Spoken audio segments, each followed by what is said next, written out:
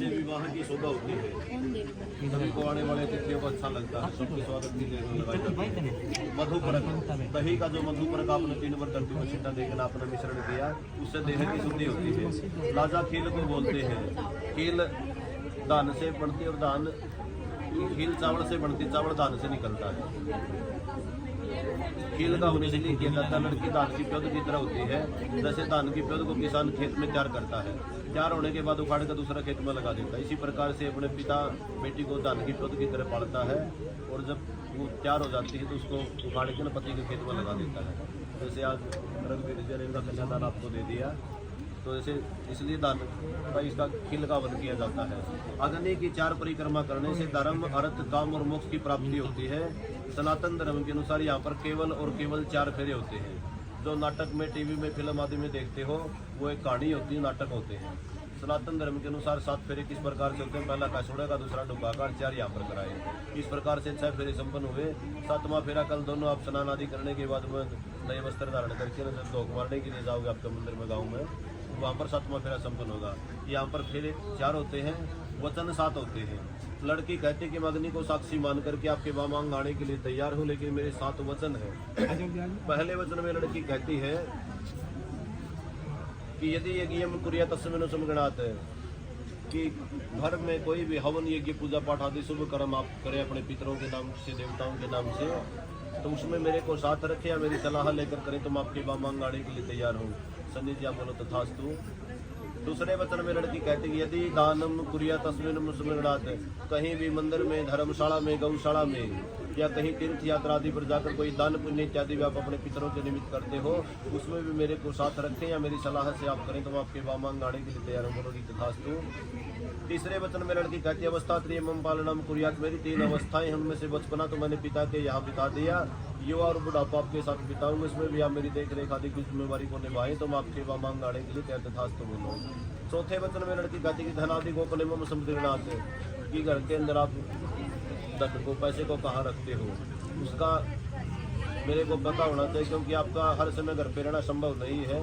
घर पर आपके मामा जी आते हैं, आपके फूफा जी आते हैं, या कोई साधु ब्राह्मण या कोई भी अतिथि के रूप में घर पर आता है, उसके मान सम्मान के मुताबिक भी घर पे रखे हुए धन का मेरे को पता हो, ताकि समय समय पर मैं शुभ काम आदि में अतिथियों का मान सम्मान कर सकूं और धर्म बुनादे के कार्य में कर सकूं। खास तो बोलो बेटे। 5वें वचन में लड़की कहती गऊ आदि पशु क्रय विक्रय में समझनाथ, कि घर के अंदर कोई भी पशु आदि का क्रय विक्रय करे, या किसी प्रकार का कोई दुकान, मकान, फ्लैट इत्यादि का किसी प्रकार का प्रॉपर्टी का क्रय विक्रय आप करें, उसमें भी मेरी सलाह लेकर आप करें तो मैं आपके वामांग आने के लिए तैयार। खास तो बोलो जी।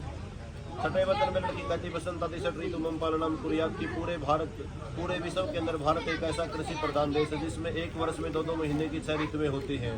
जैसे अब बसंत ऋतु चली हुई है, इसी प्रकार से बसंत, पतझड़, शीसर, ग्रीष्म इत्यादि 6 ऋतुएं होती हैं 2-2 महीने की।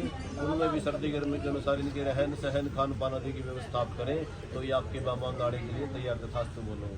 7वें वचन में लड़की कहती है सखीसु हास्यम कटु वाक्यम आगच्छामि, कि मेरे माता पिता ने, मेरे परिवार वालों ने मुझे बहुत अच्छे संस्कार दिए, फिर भी इंसान गलतियों का पुतला होता है। जाने अनजाने में ससुराल जाने के बाद कोई कमी, कोई भूल, कोई त्रुटि मुझसे हो तो एकांत में लक्ष्मी तुल्य जान करके मेरा मार्गदर्शन करना। ऐसा न हो कि मैं कोई गलती करूं और आप सखी सहेलियों में, मेरी ननद के सामने, जेठानी के सामने या दुरानी के सामने मेरी सखी सहेलियों में गाली गलौज आदि बोल करके, आप सब बोल करके मेरा अपमान करें। मैं आपको वचन देती हूँ कि ऐसा मैं कोई भी कार्य नहीं करूँगी, फिर भी अगर कोई जाने अनजाने में हो तो एकांत में लक्ष्मी तुल्य जान करके मेरा मार्गदर्शन करना कि आपको ऐसा नहीं, ऐसा करना चाहिए था। इस प्रकार लड़की कहती कि आप मेरे वचनों को स्वीकार करें तो मैं अग्नि को साक्षी मान करके आपको वचन देती हूँ कि पितरों की कृपा से संतान आदि की वृद्धि का जो मेरा दायित्व है उसको मैं निभाऊंगी। तथास्तु बोलते बेटी, इन्होंने आपको 7 वचन स्वीकार किए हैं। ये दोनों परिवारों की सहमति से आपको लेने के लिए आपके सभी संबंधियों के साथ आया। लड़का कहता कि मैंने आपके 7 वचन स्वीकार किए, 4 वचन मेरे भी हैं। आदौ धर्म धरा कुटुंब सुखदा मिष्टा प्रिया भाषणी क्रोधा लस्य निवारी आज्ञा होगा सदरम। आदौ धर्म धरा, धर्म तो बेटा जितना भी आप, जितने भी लोग यहाँ पर बैठे सभी का सनातन धर्म है, लेकिन आपका सियाग गोत है और इनका पुनिया गोत है। आज से आपका दोनों का पुनिया गोत्र हुआ और आपके ससुराल पक्ष के जो रीति रिवाज है उसी के अनुसार अपना शुभ कर्मासी करने बेटी। तो खास तो आदौ धर्म धरा कुटुंब सुखदा।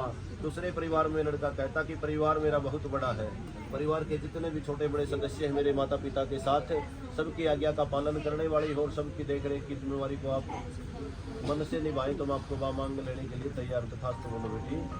क्रोधा लस्या। तीसरे वचन में लड़का कहता कि हम दोनों गृहस्थ आश्रम में प्रवेश करने को जा रहे हैं। क्रोध और आलस्य मनुष्य का सबसे बड़ा शत्रु होता है। क्रोध और आलस का त्याग करके मेरे संग चले तो मैं आपको मांग लेने के लिए तैयार तथास्तु बोलो बेटी। आज्ञा अनुगा सादरम। चौथे वचन में लड़का कहता कि आपने मेरी और मेरे बड़े बुजुर्गों की आज्ञा का पालन करना है, हर समय सुख दुख में कंधे के साथ कंधा मिलाकर मेरा साथ देना है।